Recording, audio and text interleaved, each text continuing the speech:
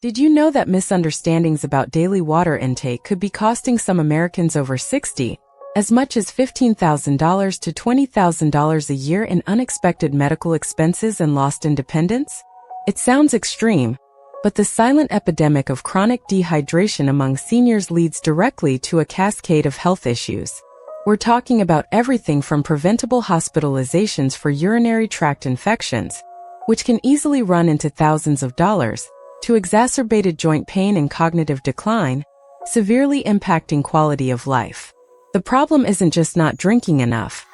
It's often drinking the wrong things or at the wrong times.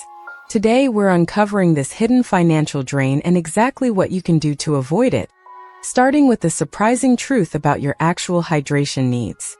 As we age, our body's natural thirst mechanism becomes less effective, meaning you simply don't feel as thirsty even when you're dehydrated. This isn't a conscious choice. It's a physiological change. On top of that, total body water content decreases from around 75% in infants to roughly 45 to 55% in seniors. This means there's less reserve water in your system.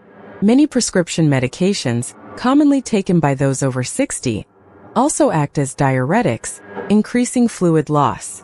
Combine these factors, and the traditional advice of drink when you're thirsty becomes dangerously insufficient. The consequences can be severe, but understanding these fundamental shifts is the first step towards safeguarding your health and mobility. So, how much water should seniors actually drink? While the old 8 glasses a day rule is a decent starting point for many, for seniors, it's often an underestimate, especially if you're active or live in a warm climate. Many health professionals now recommend aiming for approximately 9 to 13 glasses, or about 72 to 104 ounces, of fluids daily for women, and 13 to 17 glasses, around 104 to 136 ounces, for men. This includes water, but also fluids from other sources like fruits and vegetables. This higher target helps compensate for the reduced thirst sensation and the body's decreased water reserves. This isn't just about avoiding dehydration. It's about optimizing every system in your body. But there's a crucial caveat about how to reach this goal without overdoing it. The common 8-ounce glasses rule, totaling 64 ounces, is a persistent guideline that may be insufficient for seniors. While it's a good baseline for younger adults, for those over 60, it often falls short of what's truly needed to maintain optimal health, especially considering factors like medication, activity levels, and underlying health conditions. Relying solely on this outdated advice can lead to subtle chronic dehydration that chips away at your well-being over time. For example, a senior taking diuretics for blood pressure might need significantly more than 64 ounces just to maintain baseline hydration. The real goal isn't just hitting a number. It's understanding your body's specific signals, which we'll discuss next, but first, let's explore how this impacts your mobility. One of the most immediate impacts of inadequate hydration in seniors is on mobility and joint health. Our joints, especially the cartilage, are largely composed of water. Dehydration reduces the fluid that lubricates your joints and cushions your bones, leading to increased friction, stiffness, and pain. Imagine trying to move a rusty hinge without oil. That's what your joints experience when you're chronically underhydrated. This can worsen conditions like arthritis, making daily activities like walking, climbing stairs, or even getting out of a chair more difficult and painful. This loss of mobility then cascades into reduced activity, further impacting overall health. But the true danger extends beyond just physical discomfort. It impacts your cognitive function too. Beyond physical effects, even mild dehydration can significantly impair cognitive function in seniors. Studies show it can lead to confusion, difficulty concentrating, impaired memory, and slower reaction times. For example, a senior who is just 2% dehydrated might struggle to complete everyday tasks that require focus, like managing finances or following cooking instructions. This isn't just about feeling foggy. It can be mistaken for more serious neurological issues or accelerate existing cognitive decline. The brain itself is about 75% water, and when fluid levels drop, its electrical activity and nutrient delivery suffer. Maintaining proper hydration is a simple, yet powerful strategy to protect your mental sharpness. But it's not just about what you drink, it's also about what you avoid. Here's a common mistake that actually exacerbates dehydration.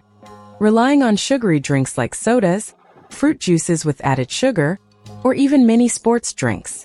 While they contain water, their high sugar content can actually draw water out of your cells and contribute to dehydration. Consider a senior drinking a 12-ounce soda. Not only does it provide minimal real hydration, but the excess sugar can lead to blood sugar spikes and crashes, further impacting energy levels and overall health. Over time, this habit can contribute to weight gain, increased risk of type 2 diabetes, and even more frequent urination, ironically making you less hydrated.